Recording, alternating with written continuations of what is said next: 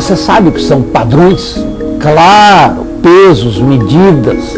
É o uso dos padrões para o comércio. Nasceu há muito tempo. O psicólogo busca padrões de comportamento. O sociólogo, o antropólogo, olha para a sociedade e vê os padrões da cultura.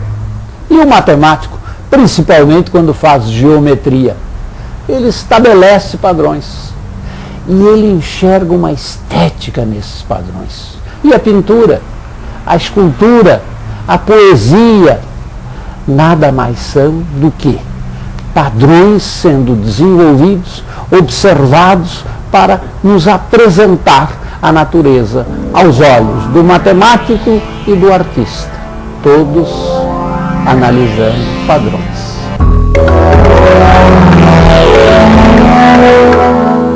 O espaço, a fronteira final.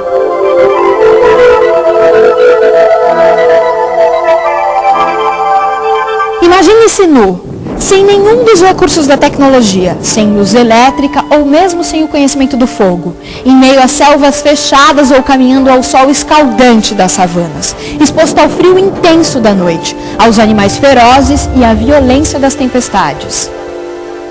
Foi assim que os primeiros seres humanos tiveram que encarar o mundo, observar a natureza e aprender com ela.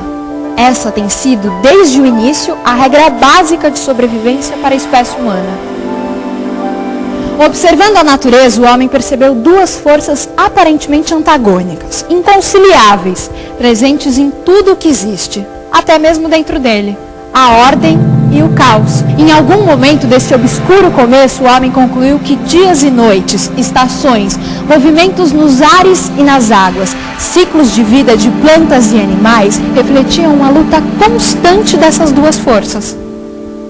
Observando atentamente a ordem na natureza, o homem descobriu um outro tipo de dualidade. Ao mesmo tempo em que cada elemento é único, apresenta pontos comuns com os demais, como se tudo o que existe tivesse saído de uma única matriz. Os temas se repetem e se combinam, em variedade e quantidade surpreendentes. Aqui nas cavernas, nossos antepassados desenhavam muitos animais. Você sabe por quê? Talvez desenhássemos os animais que nos amedrontavam. Talvez desenhássemos os animais que gostaríamos de caçar. Talvez desenhando, pudéssemos conhecê-los um pouco melhor. Afinal, desses animais não podíamos esquecer. Devíamos observá-los bastante para saber quando chegavam, por onde andavam e como agiam. De uns, precisávamos nos proteger. Dos outros, precisávamos para caçar. Essas pinturas podem ter servido ao jovem inexperiente como um primeiro contato visual com a realidade da caçada. Era talvez um ritual de iniciação onde se poderia dominar o medo antes de viver o acontecimento em sua crua realidade. Quando penetrava na caverna escura e projetava a luz de sua tocha sobre as paredes pintadas, via o bisão, o veado e o javali ganharem vida. E talvez este jovem se sentisse pela primeira vez sozinho, numa caçada real.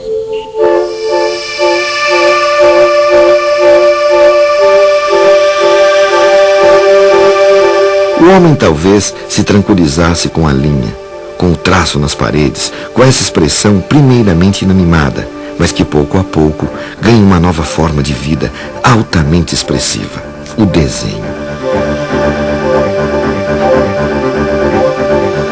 Descobre as igualdades, as regularidades, símbolos que ele escolhe para aplacar o seu sofrimento. As formas geométricas encontradas na natureza eram sinais misteriosos de uma ordem que a natureza insistia em expressar. Isso indicava que essa ordem talvez estivesse oculta e pudesse ser revelada. Esse homem admirava a beleza da harmonia em meio à desordem. Essa ideia de um caos, e do caos se faz a ordem, ordem e caos estão juntos, talvez, né? E encontrar essa ordem nesse caos que o pensamento humano busca sempre. E isso se faz não só percebendo regularidades visíveis, mas inclusive sistematizando uma coisa a partir de um pensamento mais abstrato, né? Que não está diretamente colado no empírico, no real, naquele que você vê. Tem aí um significado que vai além e que cria padrões. Os padrões aparecem em função da própria técnica, né? Então, uma cesta simples como essa, a própria maneira de entrelaçar a palha vai estar criando um padrão de repetição, de oposição dessas linhas para essas, e que formam um jogo bonito, interessante, que muitas vezes a gente nem presta atenção nele, né? Ao mesmo tempo em que o padrão é criado pela própria textura do fio nesses palitos, né, que vão criar o pente, eles simbolizam objetos, simbolizam seres da natureza, provavelmente tem a ver, inclusive, com a mitologia. Os objetos, no fundo, são formas materializadas de pensamento. Eu acho que isso cruza um pouco com a questão da arte com a matemática, né? A matemática como uma forma altamente abstrata, né, de se conceber relações.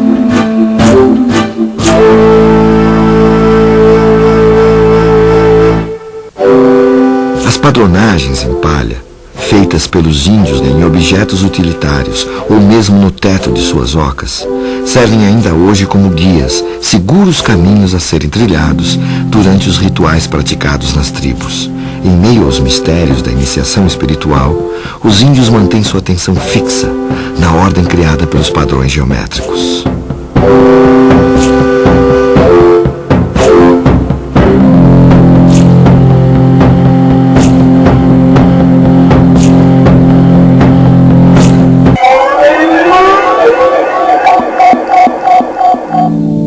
Padronagens, como os entalhes em madeira ou ossos, foram encontradas em objetos deixados pelos homens de Cro-Magnon há mais de 20 mil anos. Mas será que esse homem primitivo riscava os ossos exclusivamente pela beleza, pela sensação estética criada pelos padrões? Essa é uma pergunta intrigante que ainda hoje, e muito provavelmente para sempre, vai encher de dúvidas nossos pensamentos. Mas foi observando algumas particularidades desses entalhes que os arqueólogos levantaram a seguinte hipótese. Esse osso, talvez, pertenceu a um caçador que a cada vez que matava um animal, fazia uma marca. Para que ele não tivesse que contar todos os riscos, ele se acostumou a agrupá-los em grupos de 5, por exemplo. Assim, ele reconhecia mais facilmente as quantidades e criava, ao mesmo tempo, uma verdadeira anotação gráfica dos números.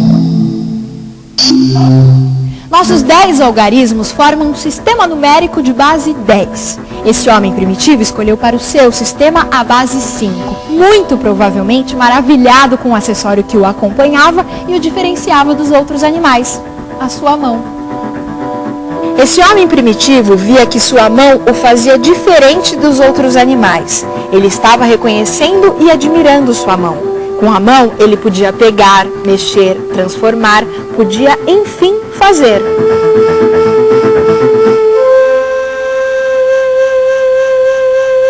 O mais antigo sistema de contagem que existe é o que se baseia nos dedos da mão. Se eu quiser, eu posso usar esse mesmo sistema para contar a quantidade de pessoas que eu vou cruzar aqui por esta praça. Você quer ver? Eu começo por estabelecer um padrão. Para cada pessoa que passa, eu curvo um dedo da mão. Quando todos os dedos estão curvados, eu mudo uma pedrinha de lugar e recomeço novamente. Digamos que eu contei as pessoas que passaram pela praça porque queira comprar passes de ônibus para elas e que o comprador conhece esse mesmo sistema primitivo de contagem. Como ele vai fazer para me dar a quantidade certa de bilhetes? Bem, para cada pedra que eu der para ele, ele vai separar a quantidade de bilhetes correspondente aos dedos da minha mão. Funciona, mas é cansativo e a gente perde muito tempo. Em latim, essas pedrinhas se chamavam cálculo. E é por causa disso que hoje a palavra calcular significa fazer contas.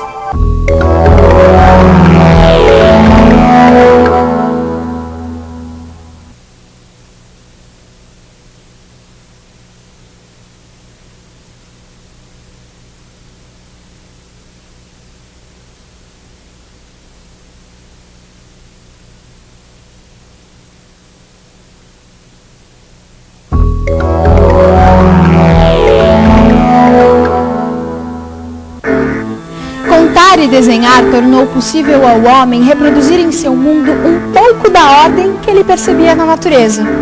Finalmente era possível planejar. Arte e matemática floresceram juntas. Uma e outra derivam da mesma vontade de estabelecer a ordem e contrapor-se ao caos. Veja, por exemplo, o padrão que as abelhas nos sugerem.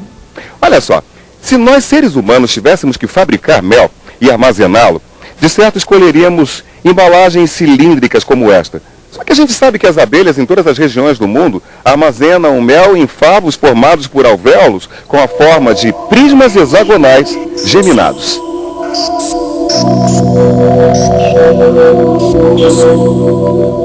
Os favos em forma de prisma geminado economizam espaço e matéria-prima, por causa das paredes em comum. Os únicos prismas regulares cujos lados se encaixam perfeitamente são os triangulares, os quadrangulares e os hexagonais. Veja você mesmo porque as abelhas só utilizam o prisma com base hexagonal. Corte 3 tiras de cartolina do mesmo tamanho. Vamos supor que elas tenham 12 centímetros de comprimento por 6 de largura. Dobre os 12 centímetros da primeira tira em 3 lados iguais, de 4 centímetros. Os da segunda tira em 4 lados iguais, de 3 centímetros. E da última tira em 6 lados iguais, de 2 centímetros. Como as áreas laterais dos 3 prismas são iguais, porque as tiras de cartolina têm o mesmo tamanho, o prisma de maior volume será o que tiver o polígono de base com área maior. A base triangular tem 6,92 centímetros quadrados. A base quadrangular tem 9 centímetros quadrados. E pasmem, a base hexagonal tem área de 10,38. Mas a coisa não para por aí.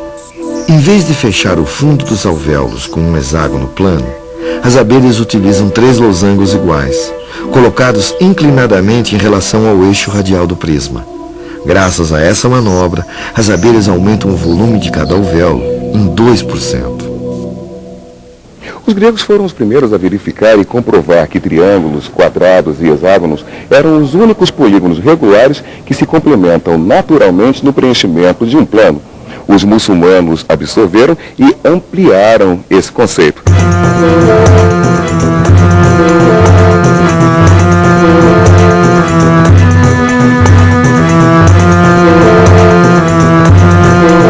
Quando polígonos são colocados lado a lado, cobrindo um plano sem espaços vazios, temos o mosaico.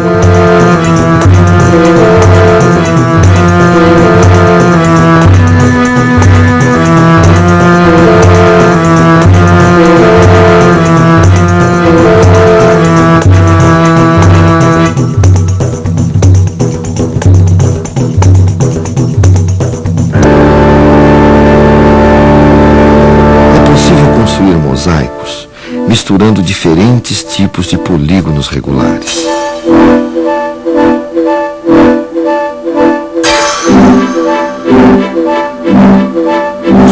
Unidos pelos vértices, existem apenas 8 tipos de mosaicos, sendo um deles descoberto pelo matemático e astrônomo alemão Johannes Kepler.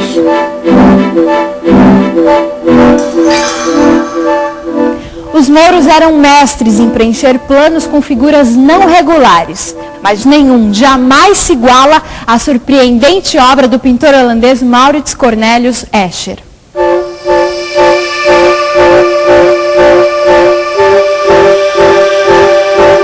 Na verdade, não se pode chamar as figuras elaboradas por Escher de mosaicos. Afinal, elas não são compostas por polígonos, mas são infalíveis em sua pretensão de reunir de forma instigante a arte e a matemática.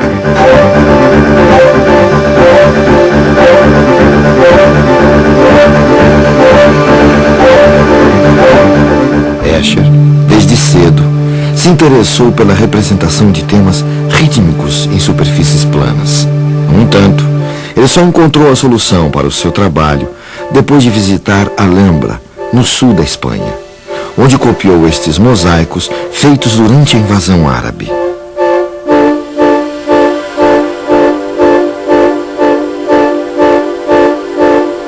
O padrão, o estilo Escher, é um padrão que nós encontramos em todos os lugares. Numa casca casca de árvore, na celulose, numa folha de papel, num livro, enfim, em tudo que nós conhecemos. Então nós temos, a natureza realmente tem esse lado muito interessante, que é a repetição das formas, em escala macroscópica ou em escala microscópica. Imagens de moléculas geradas por computador são absolutamente artísticas. Elas traduzem exatamente o sentido dos trabalhos do Escher. Agora, por que falar do Escher em termos de ciência?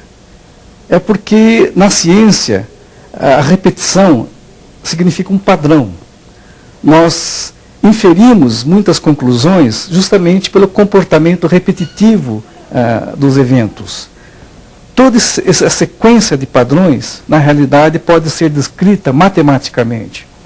E a composição dessas formas, ou as equações matemáticas, que acabam regendo a maneira como as moléculas, as partículas na natureza se agrupam, formando tudo que nós conhecemos.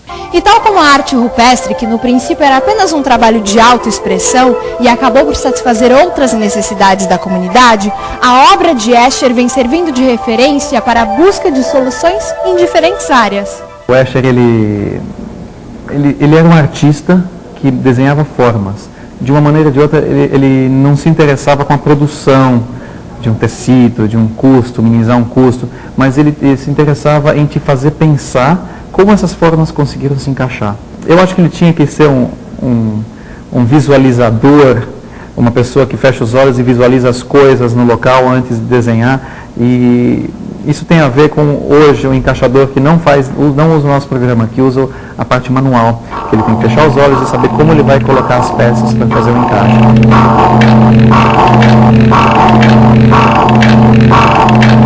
Aqui a gente tem um encaixe, nesse caso padrão, que a gente tem as peças grandes e as peças pequenas. Essa área de cima é a área de trabalho, a gente pode trabalhar, e embaixo é o nosso tecido. Ele vai fazer várias vezes o encaixe, estrategicamente. Ele vai colocar as peças grandes, depois ele coloca as peças médias e vai preenchendo depois os buracos com as peças menores. Em vez de eu ficar andando 7,80 metros na frente da mesa, eu estou sentado aqui e estou vendo encaixe. Assim como serviram de base as complicadas criações de Escher, as formas geométricas também podem inspirar trabalhos simples, como por exemplo os quadros do pintor Alfredo Volpi.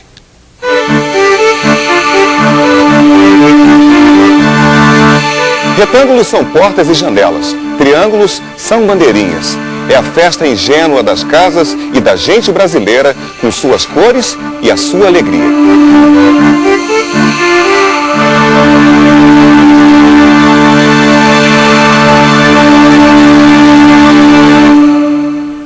E agora, o que você me diz? É um quadro de Volpi? É o desenho de um índio meinaco? Ou é mais um padrão criado pela própria natureza com seu caprichoso estilo matemático? É o trabalho da fotógrafa Ana Mariani, que, como Volpi, encontrou nos usos e costumes do povo brasileiro a inspiração para o seu trabalho. Comecei a fazer as fachadas quando eu fui conhecer o sertão. E ao fazer a primeira viagem do sertão, eu trouxe as fachadas, os retratos das fachadas. Isso foi em 76. E foi uma viagem assim que eu fiquei completamente fascinada pelo sertão, pelo Rio São Francisco.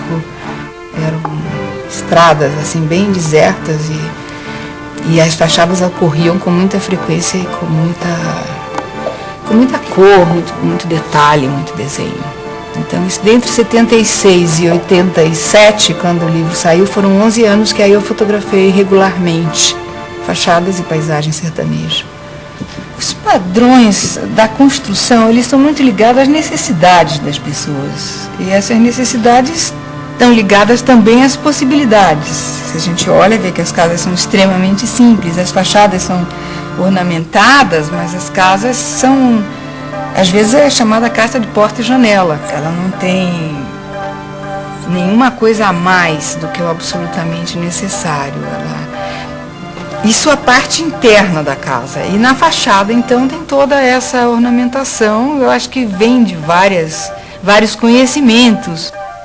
Agora, eu acho que se perguntar a qualquer deles qual é esse padrão, ninguém vai saber responder.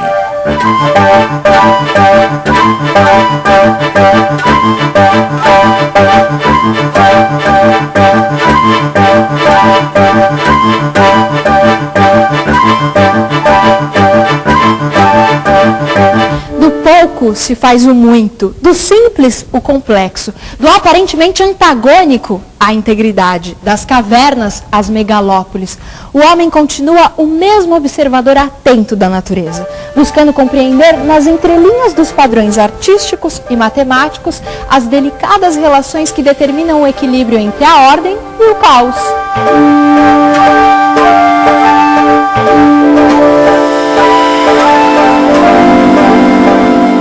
Eu acho que o meu trabalho é ditado pelos quintais, pelas minhas, sabe, pela maneira que eu lido com o planeta, pelas minhas esquisitices, pelos meus referenciais, pela minha paisagem. É impossível eu separar a paisagem mineira hoje da minha obra, os materiais mineiros, as pedras que me interessam. Tem organizações e padrões que são criados por sensibilidades do seu corpo, sabe? De tato, visões e tal, que não passam necessariamente por questões racionais. Quer dizer, antes de você medir as coisas, entendeu? A sua mão age. No meu caso, depois eu penso. Né? E às vezes é o inverso, as pessoas às vezes pensam para poder agir.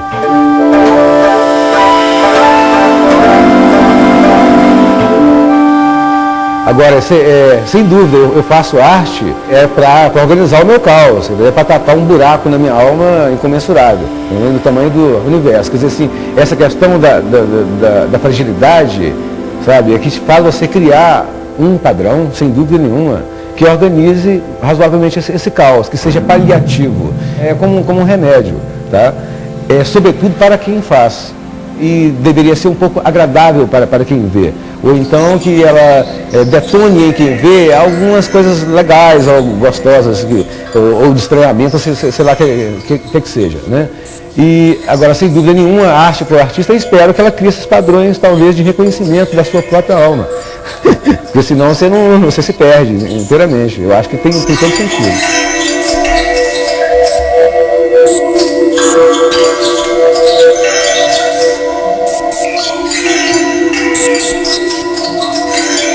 Eu fico aqui imaginando uma série de padrões que não foram ditos e que agora você deve estar observando.